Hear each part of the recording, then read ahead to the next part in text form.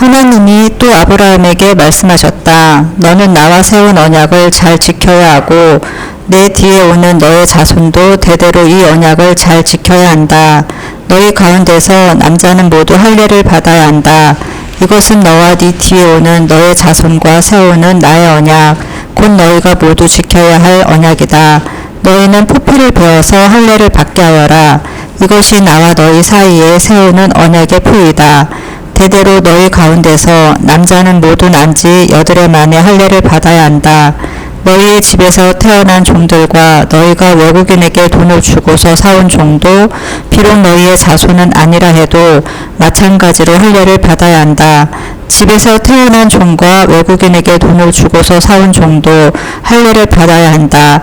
그렇게 하여야만 나의 언약이 너희 몸에 영원한 언약으로 새겨질 것이다. 할례를 받지 않은 남자, 곧 포피를 베지 않은 남자는 나의 언약을 깨트린 자이니 그는 나의 백성에게서 끊어진다. 바로 그날에 아브라함은 자기 아들 이스마엘과 집에서 태어난 모든 종과 돈을 주고 사온 모든 종, 곧 자기 집안의 모든 남자와 함께 하나님이 말씀하신 대로 포피를 베어서 할례를 받았다. 아브라함이 포피를 베어서 할례를 받은 것은 그의 나이 99살 때이고 그의 아들 이스마엘이 포피를 베어서 할례를 받은 것은 이스마엘의 나이 13살 때이다. 아멘. 오늘날 우리는 고도로 발달된 그런 과학기술과 최고의 이성이 지배하는 그런 사회를 살아가고 있습니다. 인간의 지혜는 인공지능을 만들어냈고요. 또 생명공학을 통해서 우리의 수명은 굉장히 많이 연장이 되었습니다. 그리고 스페이스 X 이번에 그 주식이 상장되었던 것처럼 거대한 우주를 탐사할 만큼 인간의 능력은 그렇게 발전되었습니다. 이러한 시대적 풍조 속에서 은연중에 우리 마음 가운데는 인간이 극복하지 할 수 없는 한계는 없다. 이러한 무한한 자신감이 있고요. 또 그런 마음을 가지고 많은 사람들이 살아갑니다. 그러나 이러한 과학적 발전과 또 우리의 문명을 이렇게 그 이면을 조금만 살펴보면 여전히 우리의 실존은, 우리의 삶은 수많은 불확실성과 또 절망적인 한계 속에 이렇게 쌓여 있음을 고백할 수 있을 것입니다.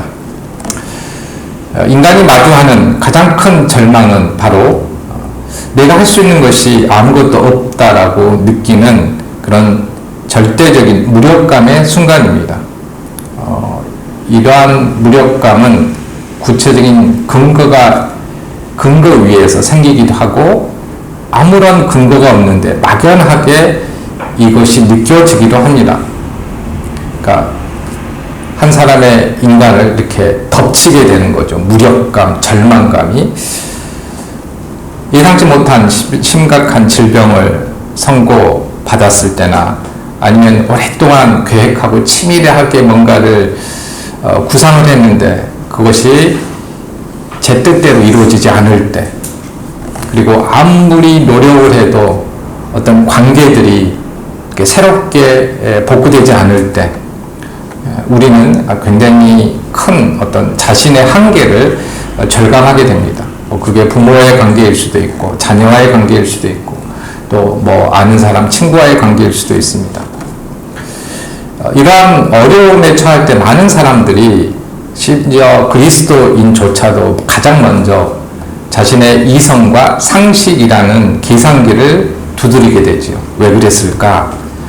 아니면 어떻게 하면은 이 문제를 다시 또 해결할 수 있을까? 그리고 답이 없다고 느꼈을 때 더 큰 어떤 낙심을 하게 됩니다.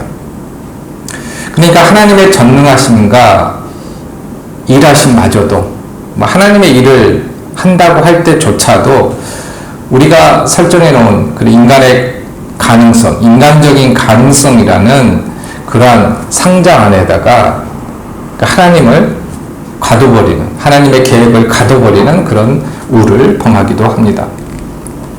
오늘 성경 본문은 바로 그러한 인간의 완벽한 한계와 절망의 시점, 여기에 나오는 아브라함의 99이라는 그 나이가 이게 상징적으로 말하고 있는 겁니다. 우리에게도 이런 절망적인 순간 99이라는 그러한 상황이 우리에게도 주어지지요. 아브라함은 86세에 여종 하갈을 통해서 이스마엘을 낳았습니다. 그리고 13년이 흘렸습니다. 그 사이에 기록이 없잖아요. 사건이. 그러니까 의도적으로 물론 무슨 일이 있었는데 기록하지 않을 수도 있지만 중요한 하나님께서 말 거심, 하나님의 뭔가 중요한 개입이 없었다는 것이죠. 그거를 하나님께서 오랫동안 13년 동안 침묵하신 것처럼 이 창세기 기자는 우리에게 이렇게 그런 하나님의 침묵을 알려주고 있습니다. 이 13년이 지나는 동안 아브라함의 육체는 아이를 가질 수 없을 정도로 약해졌고 인간적인 수단과 방법으로는 더 이상 하나님의 언약을 성취할 가능성이 전혀 없는 그런 상태가 되었습니다. 그러니까 아브라함이 그리고 사라가 나름대로 하나님의 약속을 믿고 자신의 방법대로 이거를 이끌어 가려고 시도했던 적이 있잖아요. 그게 이스마엘이잖아요. 근데 무슨 방법을 능력이 있으니까 하나님의 이름으로 뭔가를 하나님의 뜻을 시도하려고 하네? 라고 하나님께서 생각하신 것 같아요. 그래서 완전히 인간의 능력으로는 시도조차 이제 할 수 없는 그때까지 기다리셨다. 그 기간이 13년이다. 이렇게 우리가 생각해 볼 수 있다는 것입니다. 13년이 지난 뒤에 완전히 이제 인간의 능력이 없어졌을 때, 아브라함의 능력이 없어졌을 때 하나님께서는 다시 찾아오십니다. 그리고 전혀 예상치 못한 방식으로 자신의 은혜를 주권적으로 이렇게 선포하시게 됩니다. 오늘 선포되는 말씀을 통해서 그래서 우리 모두는 우리의 한계를 넘어서 일하시는 히브리어는 엘샤다이라고 하는데요. 그 뜻은 전능하신 하나님이라는 뜻입니다. 그러니까 우리가 기도할 때나 자주 듣게 되는 이 말씀 있잖아요. 전능하신 하나님. 근데 어떤 의미에서 전능하신 하나님이신가? 그거를 오늘 이 사건을 통해서 본문의 말씀을 통해서 우리가 알 수 있다는 것이죠. 이 사건을 통해서 하나님께서 자신이 어떤 점에서 전능하신지를 알려주시기 때문입니다. 그래서 오늘 본문 말씀을 통해서 우리가 전능하신 하나님의 손길을 발견할 수 있기를 원합니다. 그래서 우리 삶의 막다른 골목에서도 역사하시는 전능자의 시간, 그러니까 우리는 끝났다라고 하는 그 시간에 그때 하나님께서는 전능자께서는 비로소 하나님의 시간, 당신의 시간을 가지신다. 그리고 그때 베풀어지는 그 하나님의 은혜, 그 은혜를 우리가 바라볼 수 있어야 된다. 그 말씀을 오늘 본문 말씀을 통해서 해주고 있습니다. 이것을 우리가 깨닫게 될 때 우리의 삶에서 또 다른 차원의 신앙의 차원의 업그레이드가 되고 변화가 실제로 일어날 수 있다는 것이죠. 먼저 17장 24절 말씀을 보겠습니다. 아브라함이 자기의 포피를 베어 할례를 받은 것은 그의 나이 99살 때였다. 성경이 아브라함이 할례를 행한 나이가 99살이었다라고 거듭 강조하는 것은 어떤 의도가 있습니다. 치밀한 의도가 있다는 것이죠. 영적으로 또 신앙적으로 그렇다라는 것입니다. 그러니까 99세라는 나이는 생각적으로 새로운 생명을 탄생할 가능성이 전혀 없는 이제 끝난 그 시점, 그 종착점이다라는 것을 이야기하고 있습니다. 아브라함과 사라는 앞서 말씀드린 대로 한번 하나님의 약속을 믿지 못하고 자신의 방법으로 사라가 자신의 여종 하갈을 통해서 이제 이 하나님의 약속을 성취하려고 노력했습니다. 이 부분도 우리가 잘 생각해야 돼요. 하나님의 뜻을 우리가 발견했을 때 하나님께서는 그 하나님의 뜻을 성취하는 이것뿐만 아니라 하나님의 방식으로 그것을 성취하기를 원하신다. 이걸 깨달아야 된다는 것입니다. 잘못하면 우리가 우리의 종교적인 열심 때문에 아브라함과 사라처럼 하나님의 뜻은 우리가 깨닫게 됐는데 그것을 우리의 방식으로 성취하려고 하는 잘못을 우리가 하게 될 가능성이 있다는 것이죠. 아브라함과 사라의 그런 인간적인 노력은 어떤 결과를 낳았습니까? 가문의 깊은 불화와 상처를 낳았고요. 또 13년간이라는 그런 긴 어둠의 시간들, 영적으로 보면, 신앙적으로 보면은 그런 긴 어둠의 시간을 야기했습니다. 하나님께서는 아브라함이 가진 모든 인간적인 지혜, 유전적인 에너지가 완전히 이제 바닥이 나고 철저한 무력감에 빠질 때까지 13년을 묵묵히 기다리셨습니다. 그러니까 인간의 가능성이 제로가 되는, 완전하게 제로가 되는 그런 시점을 기다리신 것이죠. 바로 그 절망의 순간에 하나님은 스스로를 엘 샤다이, 전능한 하나님으로 계시하고 나타나셨습니다. 이 전능하다는 이런 의미는 자연의 법칙을 다스리시고 온 우주를 주권적으로 통치하시는 압도적인 힘의 원천, 이것을 뜻합니다. 그러니까 우리가 거의 어렸을 때부터 이 신앙생활한 분들은 이 전능한 하나님이 입에 배어 있죠.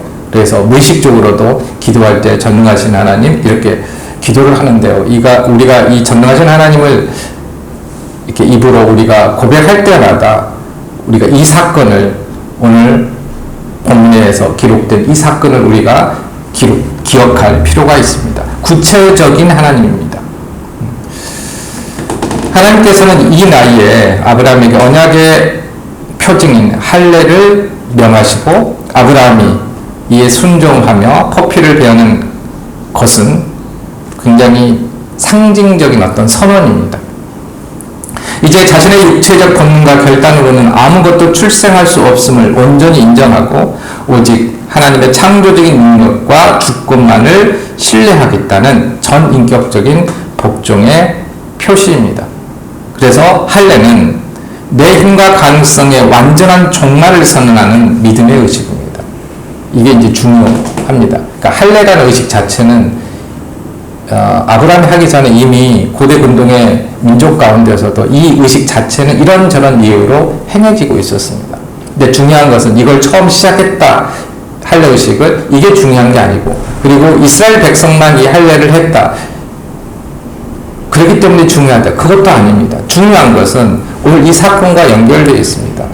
인간의 모든 가능성이 끝나고 하나님의 시간이 시작됐다는 것을 상징적으로 알리는, 그래서 내가 아무것도 할 수 없다는 것을 고백하는 믿음의 표시, 신앙의 표시, 이게 할례라는 것입니다. 성도 여러분, 지금 우리 삶 속에서 마주하고 있는 99세의 자리는 어디입니까? 우리가 아무리 노력을 해도 해결되지 않는 그런 시간과 상황들이 있지요. 경제적인 문제, 또 사람과의 관계의 문제, 또 오랫동안 기도를 했는데 도무지 뭔가 변화가 없는 그러한 문제들, 그래서 생기는 영적인 침체와 낙심의 자리가 지금 99세의 그런 자리라고 우리가 말할 수 있습니다. 우리는 종종 우리의 힘과 우리의 지혜로 끝까지 문제를 해결하려고 하다가 지쳐 쓰러진 뒤에야 비로소 하나님을 원망하지요. 그러니까 처음부터 하나님의 방식이나 뜻대로 하기보다는 우리의 방식으로 하다가 안 되면은 하나님을 원망합니다. 내 힘을 빼고 하나님, 저는 이제 할 수 없습니다. 하나님만이 할 수 있습니다. 라고 고백을 해야지 비로소 하나님의 시간이 시작이 되고 하나님의 방법이 시작이 되는데, 그러지 못하는 게 저도 그렇지만 그런 경우가 참으로 많은 것 같습니다.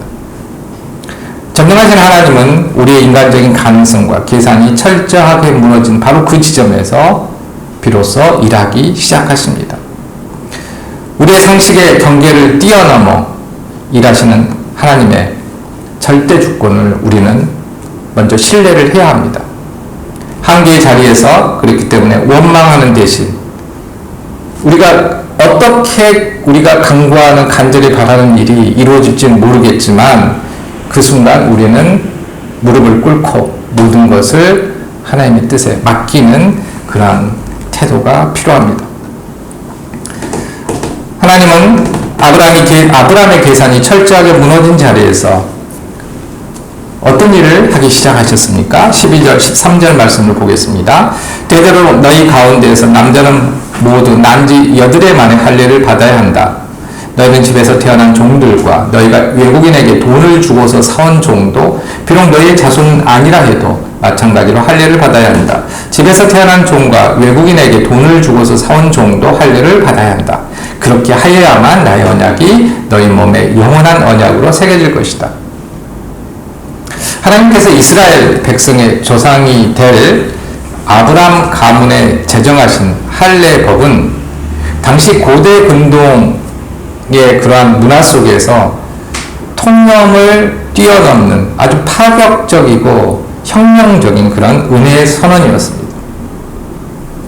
그러니까 고대 가부장적인 사회에서 그들이 믿는 신과의 어떤 언약 그리고 축복 이런 것들은 누구만이 누릴 수 있었느냐? 그러니까 혈통적으로 순수성을 가진 그러니까 지도자들, 그 다음에 그 가족들만, 그 자녀들만 그런 신의 축복을 받을 수 있었습니다. 이게 뭐 상식적인 거였습니다. 상식이었습니다.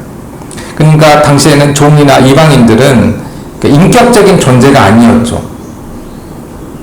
그 가문의, 그 가정의 사유재산이나 그러니까 노동력을 제공하는 도구였을 뿐입니다. 그러니까 물건이었죠.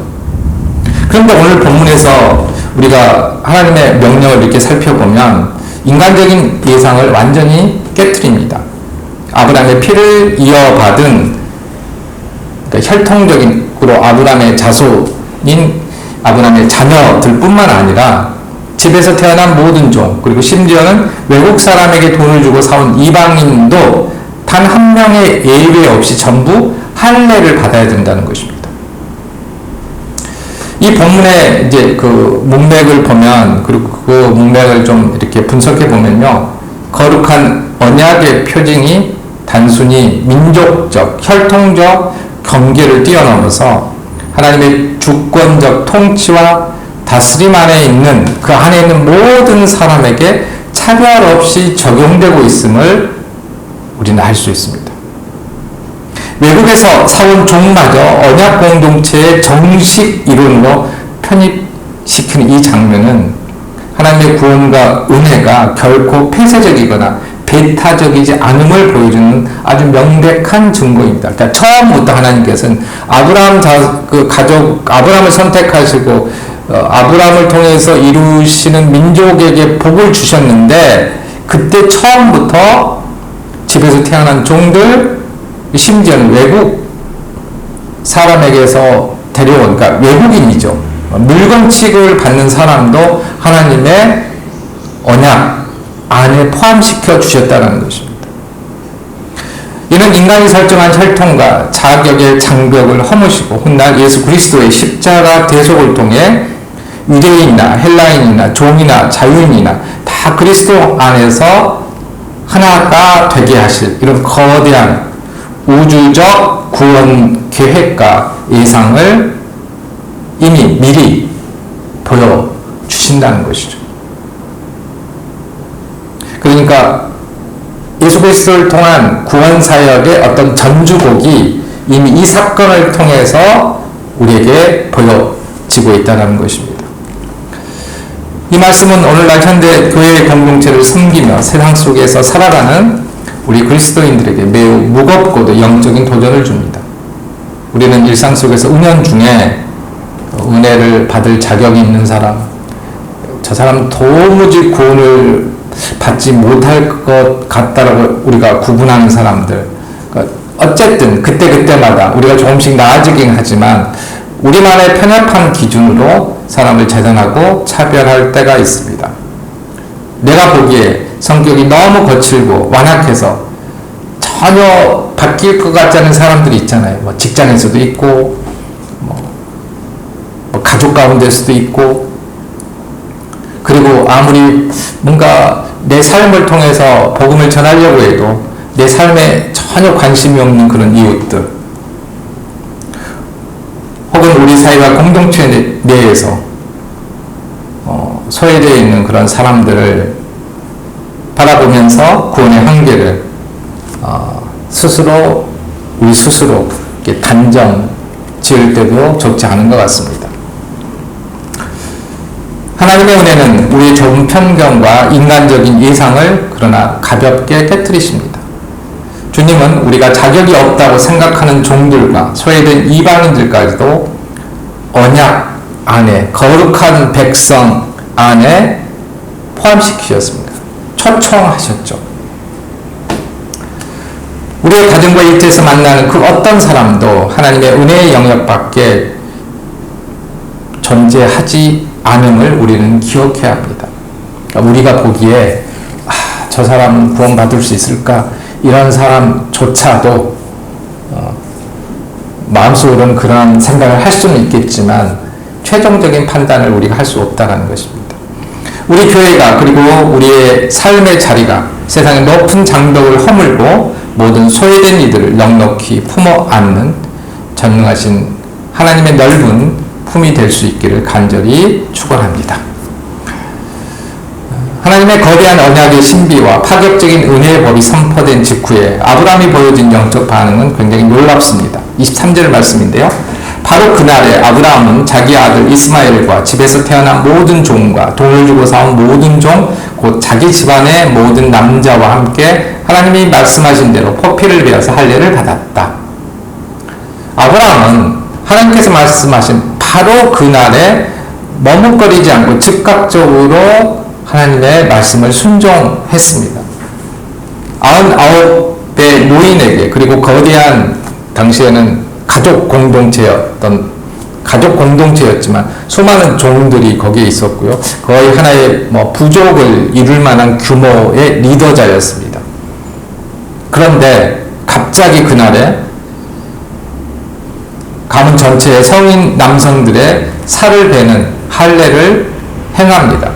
이것은 군사적으로 엄청난 위험과 치명적인 위기를 스스로 초래하는 일이었습니다. 만약 주변에서 이 사실을 알고 가나안 족속들이 이 시기를 틈타 기습을 하게 된다면 아마 아브라함 아래에 있는 그 종들과 그 가족들은 아무런 방어도 하지 못하고 아마 전멸을 했을 수도 있는 그런 상황입니다. 그러나 아브라함은 인간적인 상식으로 안전을 계산하거나 상황의 유불리를 따지며 주저하지 않았습니다. 본문의 말씀은 아브라함이 자기 아들 이스마엘뿐만 아니라 집안의 모든 사내와 종들을 이끌고 하나님이 말씀하신 바로 그날에 할례를 행했다고 명확히 기록하고 있습니다.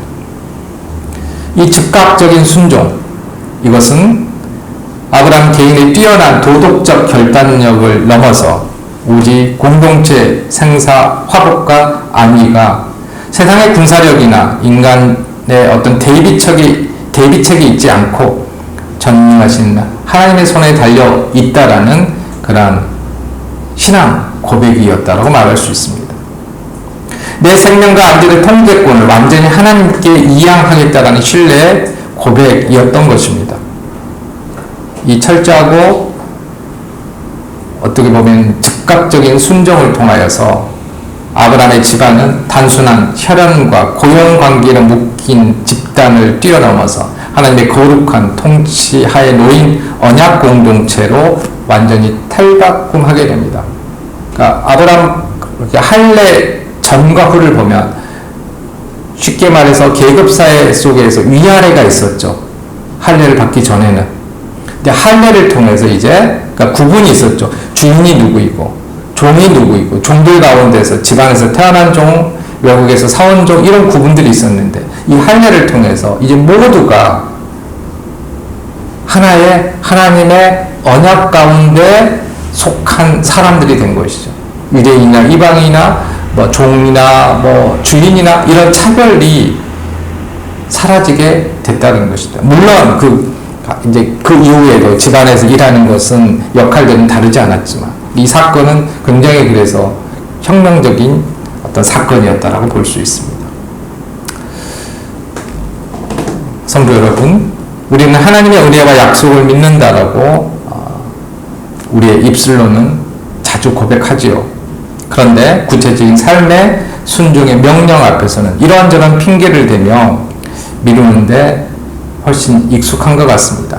내 형편이 조금 나아지면, 지금 닥친 이 위기가 조금만 지나가면, 내 자존심과 상처가 허락하면 이런 핑계를 대면서 주님께서 주신 감동과 순종의 기회를 내일이라는 불확실한 시간 뒤로 끊임없이 미루곤 합니다.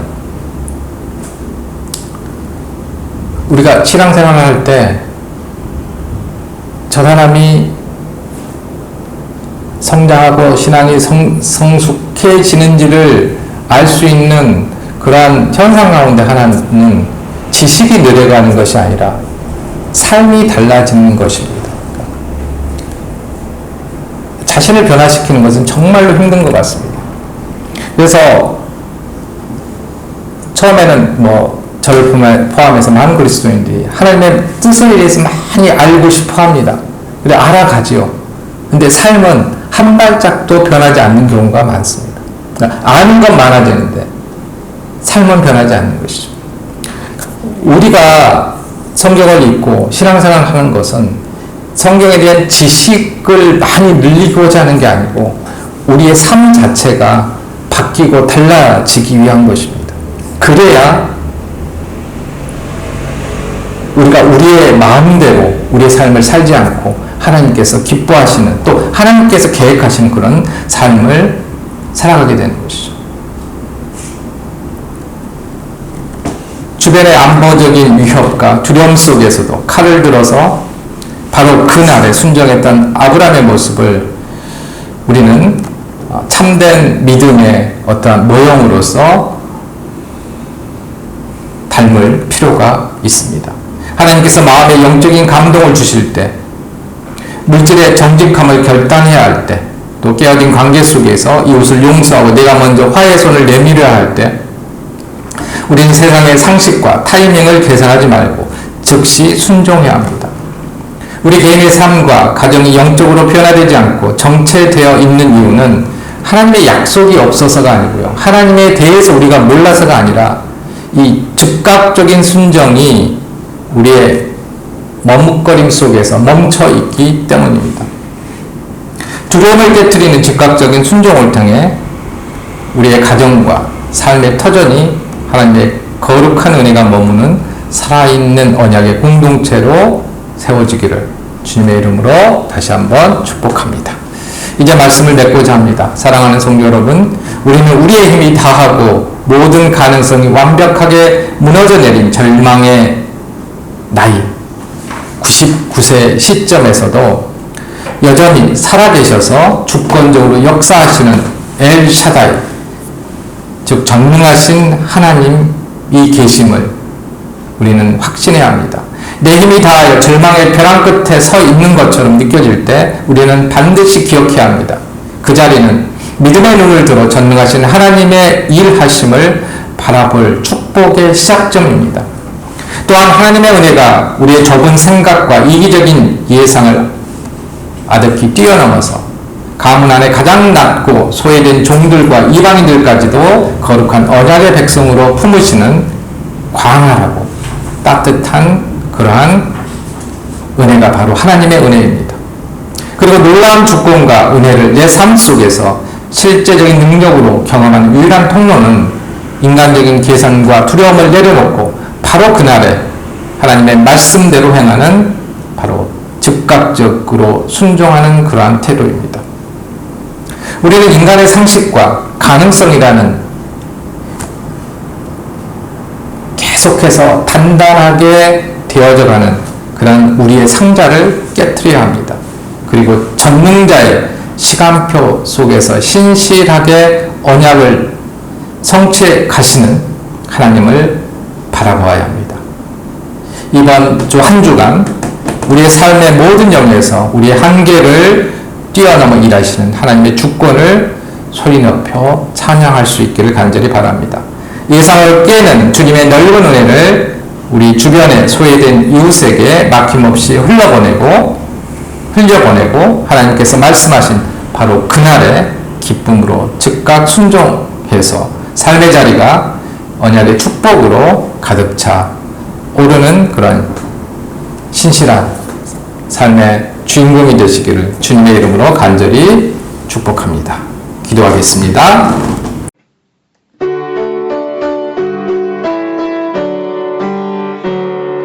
주여 우리 축복하소서. 당신의 평화를 주소서. 우리 위에 주의 손으로 주여 잡아주소서. 어두운 세상에 우리